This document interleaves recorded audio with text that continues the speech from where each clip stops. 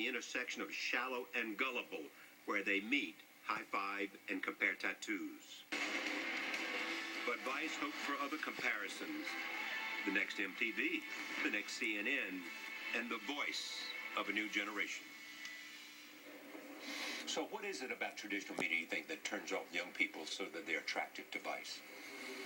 Well, a couple of things. I think every generation you have a changing of the guard in media. Right. Woodward and Bernstein were the punks of their generation, and now they're the old guard. And by definition, when you have a changing of the guard, you have a different language. If you have a different language, then the people who are in the status quo say, well, that's not news because you're not doing it the same way I'm doing it. So when we look at it, we say, look, we're going to go to a story more on a documentary filmmaking standpoint of we press record and let the story evolve, rather than there's a fire at City Hall, get me 2 pictures. You know, we had shoehorn in the story. So it's a combination of Gen Y having a different language and there being sort of a changing of the guard with digital online content. But you have a lot of the old guard, the old school, so to speak. Tom Freston is involved, Rupert Murdoch is involved. Do you think that that's a contradiction in having them involved in something that's so focused on Gen Y? No. Because? Because I think, you know, I've gone on record saying I want to be the next MTV, the next CNN, the next ESPN rolled into one. But if you look at that and you look at the history, MTV had to sell to Viacom, ESPN to Disney, CNN to Time Warner.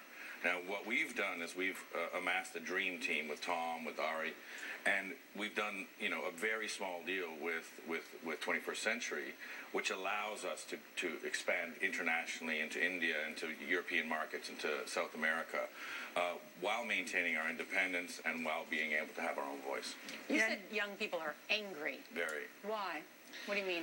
Well, I think if you look at the economic disenfranchisement that's happened since, you know, 2007, 2008, young people are affected a lot more than anybody else. If you look at what's happening, Arab Spring, for example, was an uprising caused by economic disparity, economic hardship, young people being angry, the riots that are happening in Europe. We're embedding with the communists, the anarchists, the Occupy movements, and they're all training. They're learning how to arm themselves, they're learning how to occupy, they're learning how to fight for the next economic downturn, which they know is coming, and they're going. And what we've seen up until now is going to be a picnic compared to what happens next. What did you think of Dennis Rodman's latest trip to North Korea?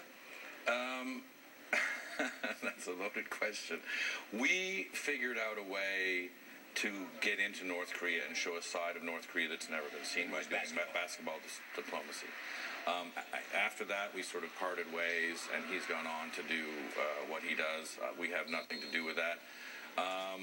But, you know... Don't give an old media answer. It's weird. How about that? It's a weird thing. That is an old media answer. Come on, you sound very old media. We celebrate the absurd advice, and it's an absurd country with an absurd guy, and, you know, fair play. But you haven't watched him on that. I mean, there was a lot of people involved in diplomacy that think that was very hurtful and damaging. Why? I don't think it was. I think if you look at it, and I've gone on record saying this, I grew up at the end of the Cold War when there was, let's point a lot of missiles at each other and not talk and have propaganda on both sides. Commies eat babies. You know what? We should always talk. We should always have dialogue. We should always understand everyone are people.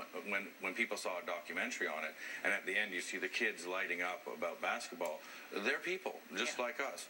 Regimes are not necessarily, they don't represent the whole country. People should talk. In the piece leading up to you, Shane, where it said critics say sensational and serious, not serious, comparing tattoos and high-fiving each other, how do you respond to the criticism about Vice?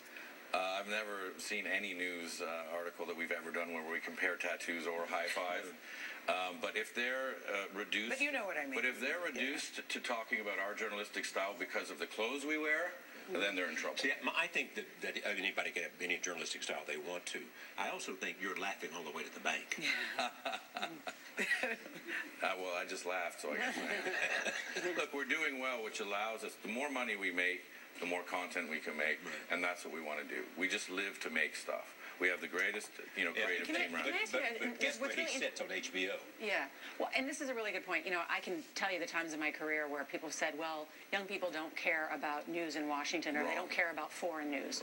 Right. Exactly. And how interested are they in those subjects? Tremendously. Yeah. And that's a great question, because when we started, not only with HBO, but on our YouTube channels, everyone said, look, here's the 3 rules.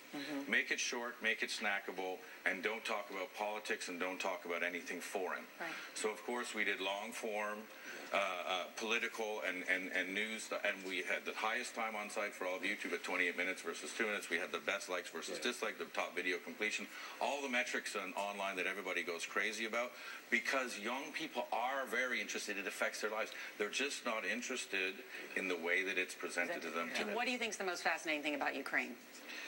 Well, we have 3 crews there right now. What I think the most fascinating thing about what's happening in the Ukraine is the pro-West versus pro-Russia.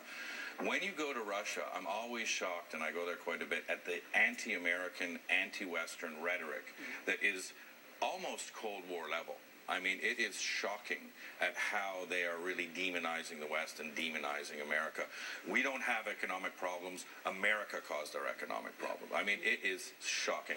And by the way, it doesn't bode well for what's going to happen in the Ukraine. Actually, it's a good example. You see that in the way they're covering what's happening in Ukraine today. Correct. Yes. You wouldn't recognize what we are hearing in Russia from what they're saying. 100%. Kerry coming over seems to be an act of aggression. Meanwhile, they have troops going in with their insignia ripped off. All right, Shane Smith, Vice TV. I like it. Thank you. Thank you. Have you heard about the comb shell? Here's something for you, Shane Smith. Shane Smith. It might look beautiful, but the snail that used to live here carries venom that is so strong it can kill you in 5 minutes. We'll learn some other hard realities of nature with biologist Dan Riskin. He's in the green room.